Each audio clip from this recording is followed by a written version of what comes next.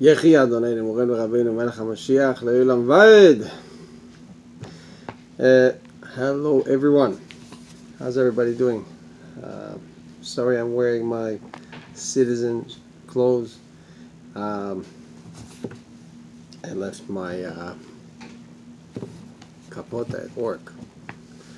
So, how's everybody doing? There's a beautiful sikha the Rebbe gave. The Rebbe bunched up a few talks that he gave and corrected them all in one time. And this was during the Siyum Harambam of 1992. Guys, there's an unbelievable talk that the Rebbe gave here, and this is regarding the saying that halachos shel Torah sheba'al peh she'enan betelin le'olam, the laws of the Torah that will never ever be nullified. Nullified means they will never be gone. They will never be gone. They will never stop. They will continue forever. That means that we will do Hashem's mitzvahs forever. But there is a saying in the Torah that says that mitzvahs betelim la'asid lavi, that the mitzvahs will stop once Mashiach comes in the future to come. The mitzvahs will stop. We will stop practicing the mitzvahs. But the Rebbe goes into a whole discussion to explain what this means. Could it really be that this is the case? Because the Harambam explicitly and directly addresses this question and says right away, I'll quote the Harambam.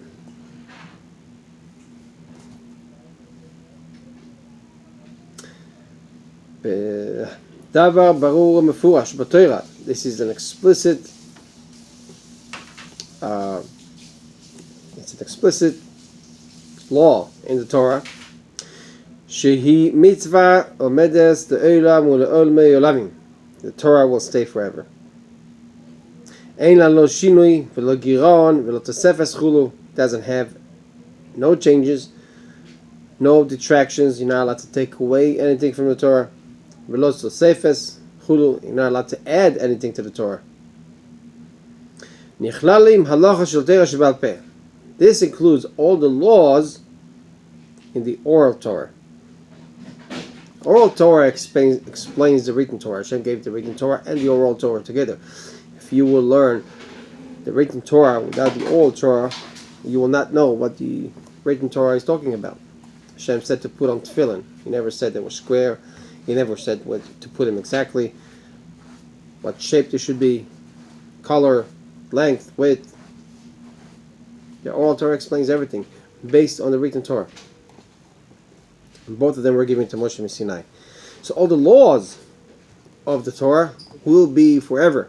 Will never stop. We will continue, the Harambam says, to obey and do the laws of the Torah as they are prescribed in the Torah forever and ever. When Mashiach comes, we will live forever. We will do them forever. Pirush HaMitzvahs Shal Yadam Yedi Mefen Kiyum Mitzvahs HaTorah. The explanation of the mitzvahs, of the commands of Hashem, as they are prescribed in the Torah. Masha'en kesifrei hanavim v'aksuvim shekevan she'eina musaf al chidu v'chidush al divrei HaTorah she'ein navi rashai lechadesh davar elo letzavos al divrei HaTorah v'lehazir ha'am shelo yavu aleh. What's interesting is that the Nevim and the Ksuvim, like Zechariah, Hagi, Malachi was the last one of them, a whole series of prophets in the Torah, all the Nevim and the Ksuvim. Ksuvim will be like Tehillim or all the Megillas, all the different things.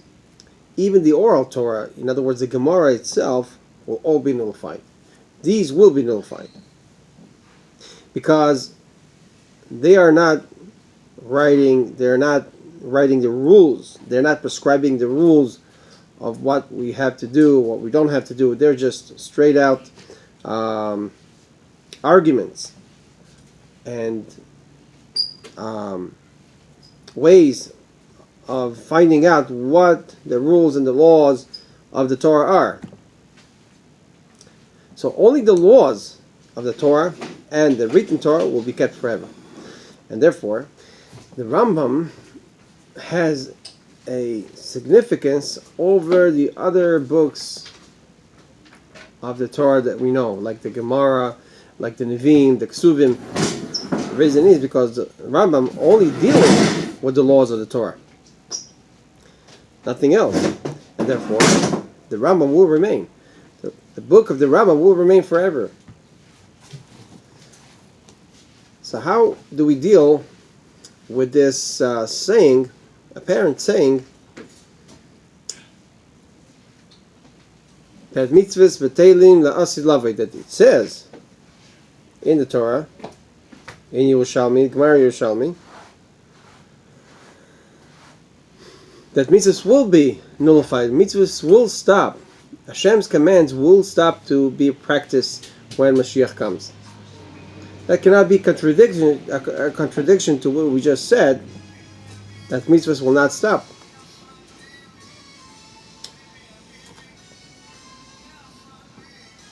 In order to explain this, the Rebbe brings down,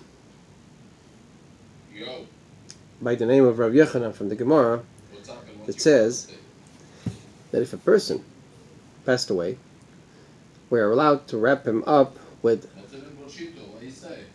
wool and linen. It's called kil'ayim. Kil'ayim means a mixture of wool and linen that we're not allowed to wear on an everyday basis. We're not allowed to wear wool and linen. That's a mixture that God forbade wearing. It's a rule.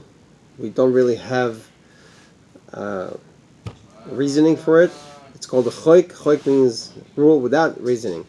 We're just doing it because we're commanded. We don't know really the reason for it. Your father acts like you know everything. Yet, Rabbi Yochanan says in the Gemara that when a person passes away, we're allowed to wrap him up with the clothing that's made of wool and linen. Kil'ayim. It's called kil'ayim.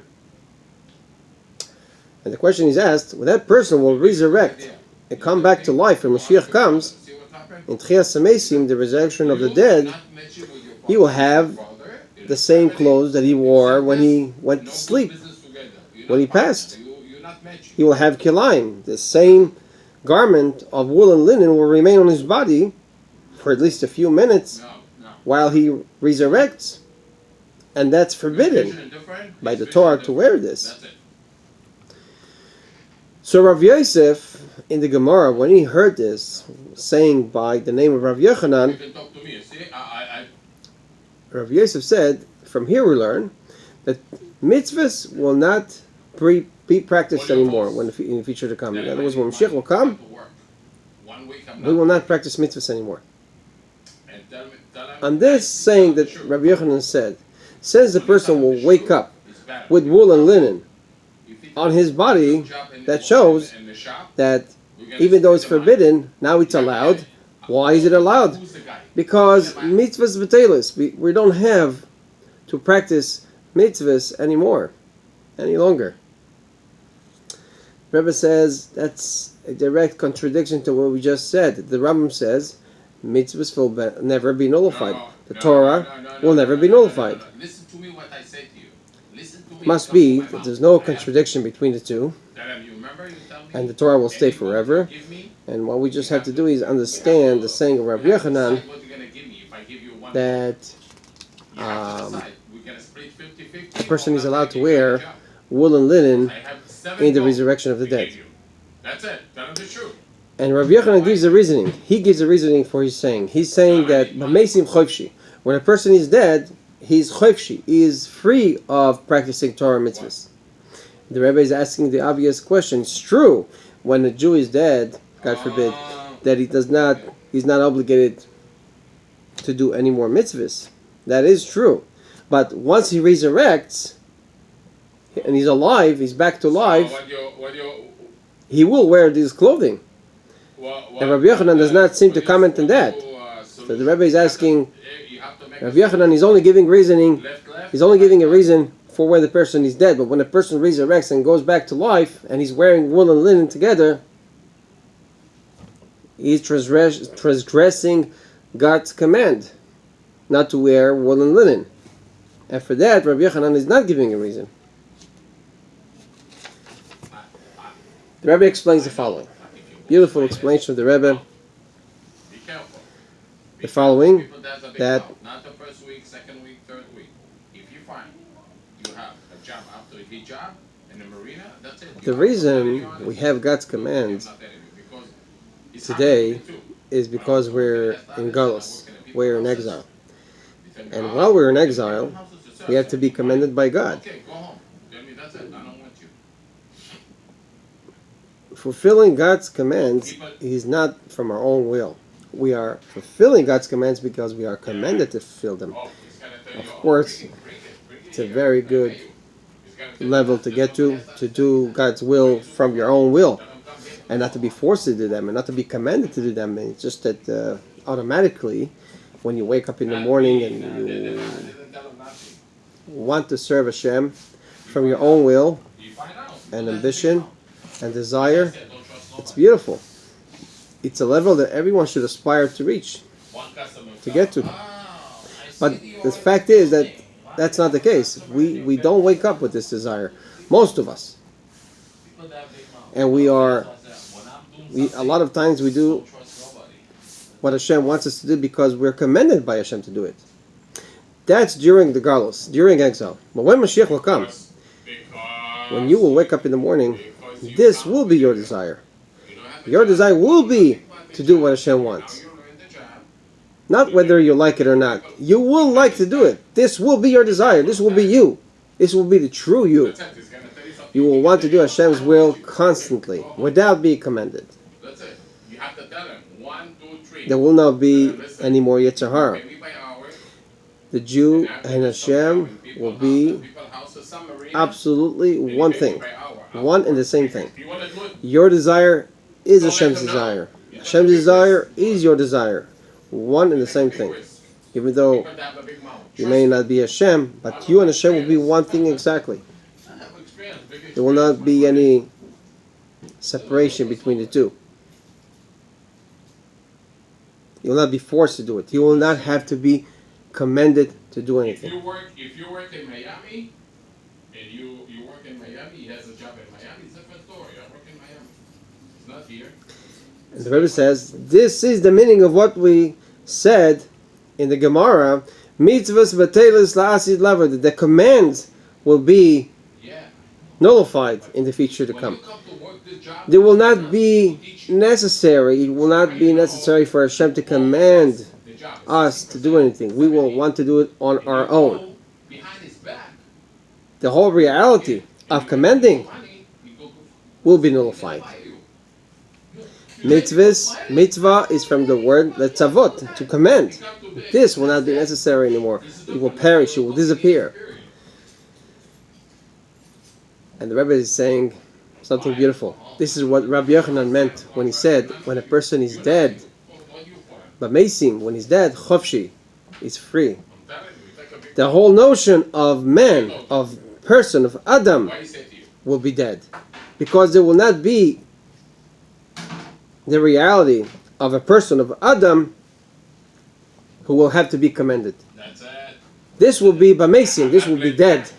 He wasn't referring, Rabbi Yochanan was not referring to physically that person. He was referring to the notion of a person. That person that is commended, that has to be commended to do something, this will die. This will be Bamesim. And therefore, that's what it means, that mitzvahs batelos la'asid lavan. The mitzvah of Hashem for sure will stay. And forever. The laws of the Torah will stay forever. As the Harambam says, this will never change. We will change. But the Torah and the laws of the Torah will stay forever. Beautiful, beautiful explanation of the Eyal Elkayam. Maybe 1 week you don't find. We still have to understand, if the person resurrects and he gets up with wool and linen on his body for a fraction of a minute, or for however long it takes him to take this off, he's actually transgressing the command of not to wear I'm an honest person. wool and linen, better. kilayim, on his body. How do we deal with this? Support my family. The Rebbe says in the footnote, You're gonna let me footnote, work after my job, my hour job. Listen to me. Don't go with the war. You, after what I said, you do whatever you want. Don't blame me. this is footnote, You're honest. They like you more better. Tell them I support my family. I have to work footnote out 43. overtime. מסתבר לומר שגם ברגע התחייה לא יהיה לבוש בכליים. The Rebbe says Some guy, that it will be that the person, when the person gets up, since it's prohibited to wear kilayim, to wear wool and linen, the Rebbe says he will not be wearing them. How's that? The Rebbe says, "B'derech mimele ubeofen nisi." It will be automatically. Automatically, the wool and linen will come off of him in a miraculous fashion. It will not be wearing wool and linen because it's prohibited by Hashem to wear them. So we see that Hashem's command will have to continue, will never stop. It's the way that we're doing, the way that we are fulfilling Hashem's command. This will change. This will be our will. This will be us. Will not have to be forced or commanded anymore. Every Jew will want to do what Hashem wants. Beautiful explanation.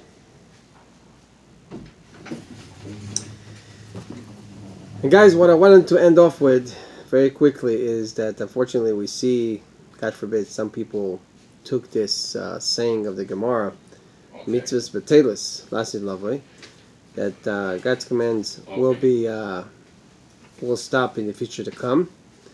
And they took this saying literally and went off with this, and God forbid, have totally fried out what we call, in layman's terms, they have fried out.